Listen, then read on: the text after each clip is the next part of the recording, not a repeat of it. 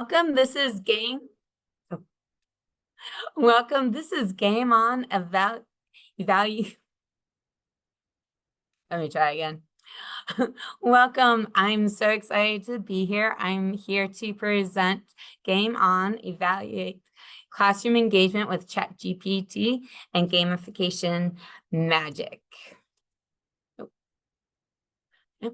And I'm in my 17th year. My name is Caitlin Monroe. I've taught first, second, and fourth grade. I'm very passionate about gamification and purposeful learning. And I love playing games with my family.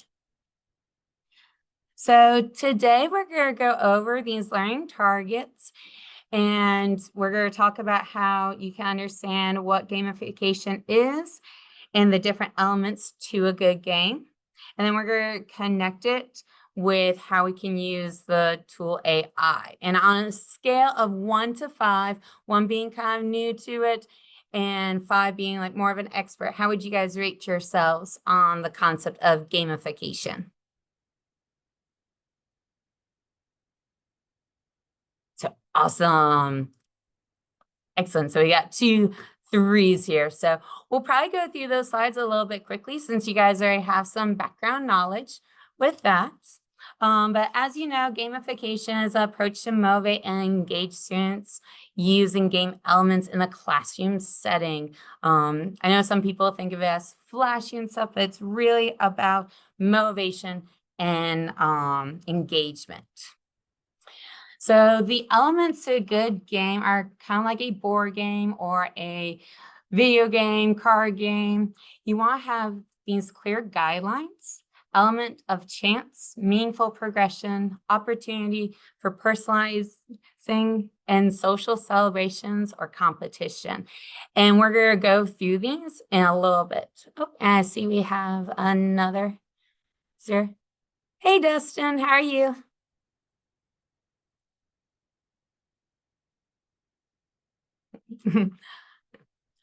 And let me go in the chat. I want to go ahead and share with you. I created a Google document for you to help with planning.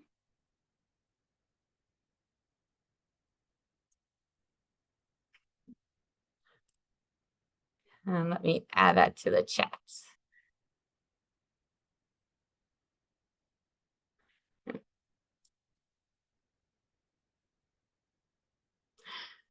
Could someone let me know, is the screen back on to elements of a good game? You're good to go. Thanks, Grant. Okay, so again, these are the different elements to a good game. And we're going to go through them in more detail. And then after we talk about the AI unit, you're going to be able to play around and explore different areas that you would like to. So clear guidelines have to do with the storyline and the rules of your game. So storyline can capture students' interest, and those rules can help create that classroom or game structure.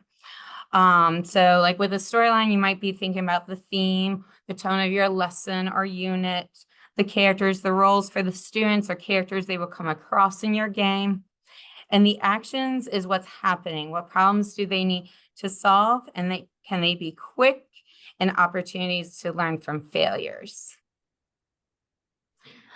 You might also want to have an element of chance. Now with this, it keeps the students on their toes, but can also be a way to even out the playing field. I know I've designed games that the students, like it might have been a competition and one group was way in advance. So figuring out those elements of chance to even out the score is really helpful.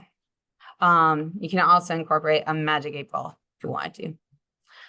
Then there's also the meaningful progression. This is a counterweight to the element of chance. So games do have their randomness, but you can also still progress through common achievements. So on the screen, I took one of my reading units and kind of like, these are the levels that you can achieve as we progress through the larger units. Then you also may want to have an opportunity to personalize. It's just another way for students to invest in your game, like designing avatars or having like teams or characters. It can be based off of your unit, like the one on your screen shows about like the primary sources for this historical time period. And then farming, which is a gaming term of like just kind of gathering up skills and stuff, can be like those review skills that we have for students. Finally, we want a way to celebrate our students' success or have that competition to motivate them. So the celebration has, we want to be able to celebrate student achievements with team leaderboards and organizing individual badges or points and motivate them to provide them teachable moments through competition. So, sorry. With AI, I'll be honest, I've only played around with AI the past year. I'm not a teacher that uses it to sell on TPT or anything like that. It's just for my students. On a scale of 1 to 5, how comfortable are you guys with AI tools? You can just put it in the chat. Ooh, Grant's an expert. Yes. And Leslie. Okay, maybe I could learn from you guys. Wonderful. Okay. So with AI, I have used it for like instructional purposes, but I've also realized it can really help me with my creative process. So some of the things I have done is I've used it to create storylines and characters. And I'll link this slideshow, but here I used it to create an engaging storyline using Pokemon. That's been my theme the past couple of years. Destiny on a scale 1 to 10, maybe 3 or 4. Gotcha. So, yeah. And then I've also used it to create a science unit. In 4th grade, we study rocks and minerals. So I asked it to create like episodes to carry out throughout my lessons. And it just saved me time. I'm a mom with 3 young kids, so I want to still have that joy of learning, but I needed a way to speed up my creative process. And what I typically do is when I'm generating ideas through AI, I do it a couple of times with the prompts and I copy and paste each one. And then kind of old school, I print it out and I'll like mark it up to show like what I like from one prompt versus the other, and I'll combine it. You can also use AI to create systems. Again, with Pokemon, if you ever played the recent game, there's a sandwich making element to it. So I asked it to create a early finishers filing system based off of that game. And this is just a screenshot of part of it, of how it would work. And then if I was to scroll further down, it gave me ideas for each type of category. So again, just sped up that creative process. Even got some Taylor Swift, any Swiftie fans here?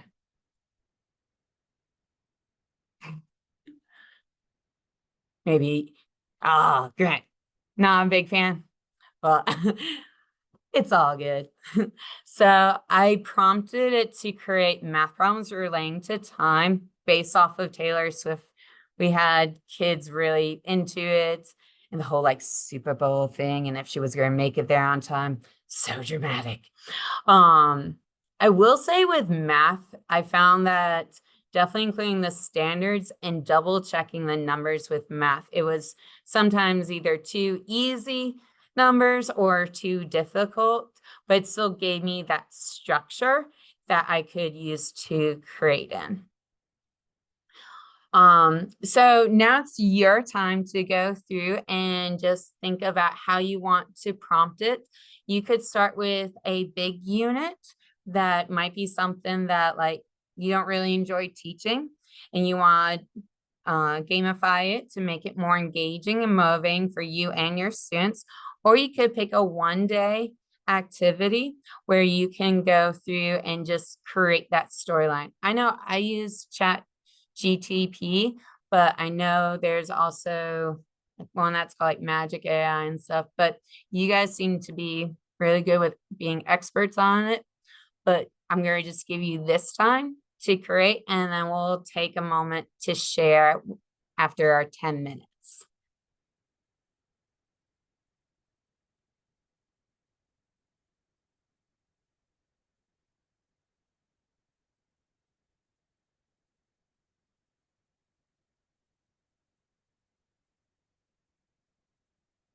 And if there's anything you want to brainstorm or bounce ideas off of, just let me know.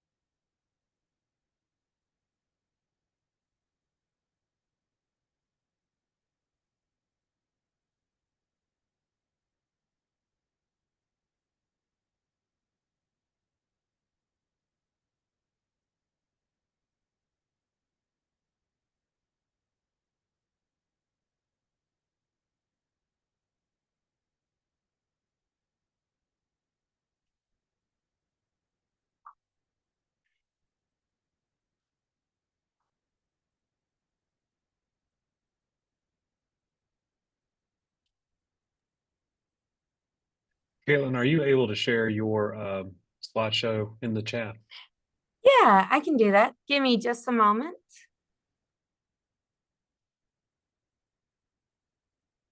Oh,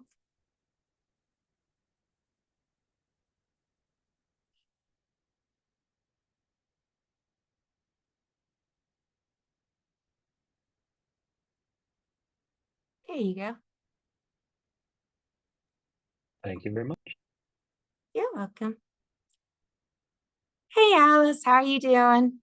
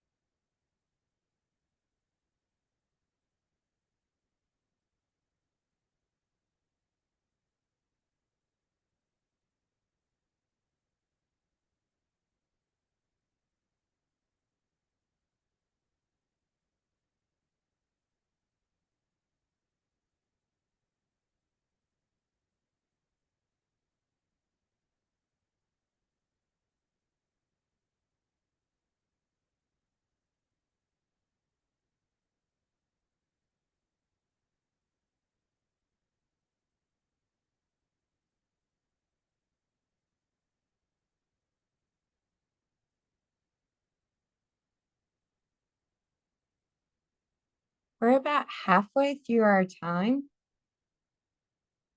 If you guys want more time, I can definitely give that to you.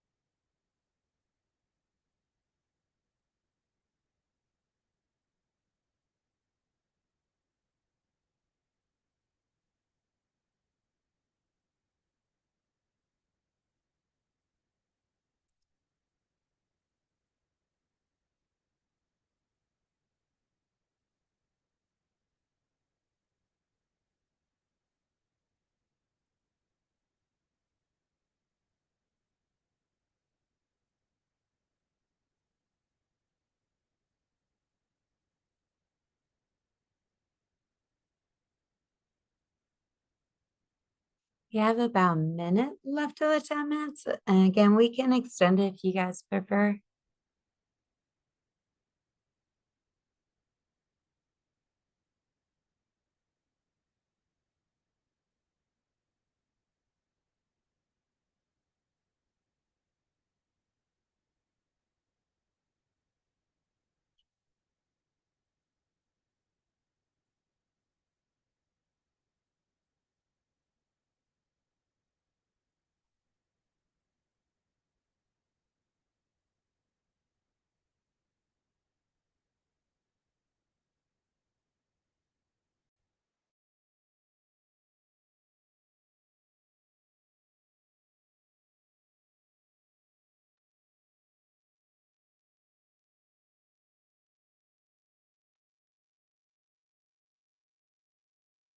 I tried making a DNA lesson based off Lord of the Rings.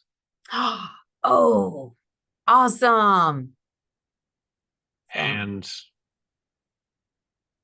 my workaround for this is a ChatGPT and this is a first pass. So mm-hmm. not necessarily the first thing you do. So definitely need to go through and I was thought, but there are some pretty interesting ideas in it.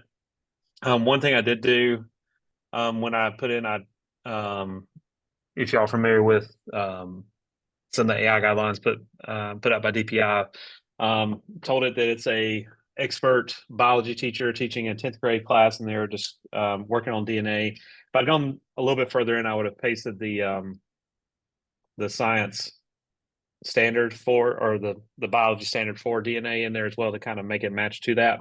But I told it that, and then what I did was in your guidelines that you gave us, I basically copy and pasted all the guidelines, dropped it into the chat, and said, "Following these guidelines, create me a gamification of this lesson themed to Lord of the Rings." And so this is what it produced from that. Oh, that's really cool. It's been a while since I read Lord of the Rings, but I like how it uses like some of the main characters, but then it kind of gives that extension of like this other storyline with the Lord of the Gnomes. Um, Curious about what that would look like. Yeah, Lord of the Genome there. So it's Yeah, genome, sorry. yeah, it's using puns in there Hmm. quite a bit. So a lot of really expanded ideas on that. I could definitely refine this to make it, because I didn't give any guidelines as far as my timeline or anything like that. So it kind of gave me a fairly large um, output there, but I could, refine it down to, we need to make this for a, 45-minute, hour and 15-minute lesson. I have these resources, and Hmm. then kind of go from there. And that would help drill down to make it a little bit easier to use. Nice. And I bet you said you taught 10th grade? No, I'm the Oh, instructional coach, but I like using science examples a lot of times when I'm testing out some things, and so that's some of my fallbacks. Even though I have my math yeah. is my background. Cool. Awesome. Yeah. Does anybody else would like to share?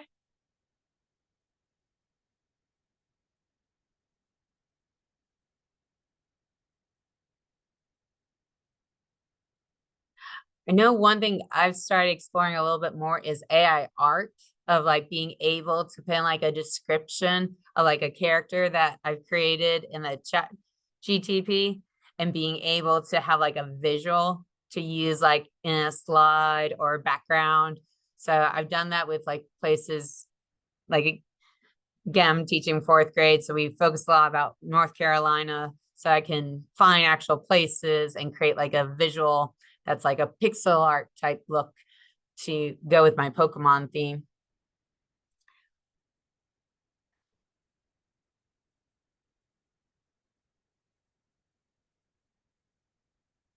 Okay, gonna go back to the slides. I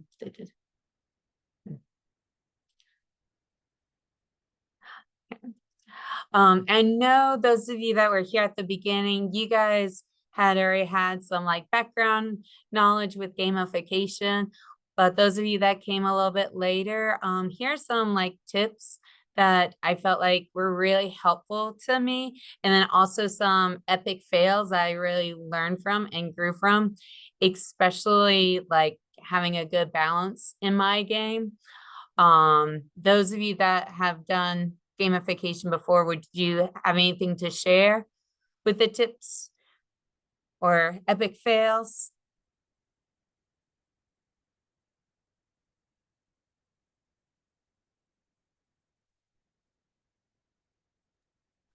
I would say tips would be, know that it won't work every time, but to just learn from that and keep moving forward. Because it is fun to Yeah. be gamified, but it will not always work. Yeah. And I know we've also created like some AI stuff with Readers Theater to go along with our resources. And we definitely have to skim through to make sure like especially in social situations, making sure it's the right type of wording or phrasing that we want our kids to use as well. Yeah. Well, thank you guys so much for joining. I know I was kind of really nervous and rushed through the first part, but let me know. I'm going to put in my contact information in the chat box if you ever want to reach out and get some brainstorming ideas or just to bounce off some uh, different ways that you have also used AI to help gamify your classroom?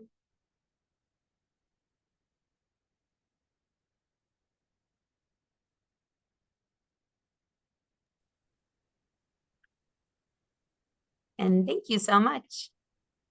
All right, Caitlin, thank you for sharing.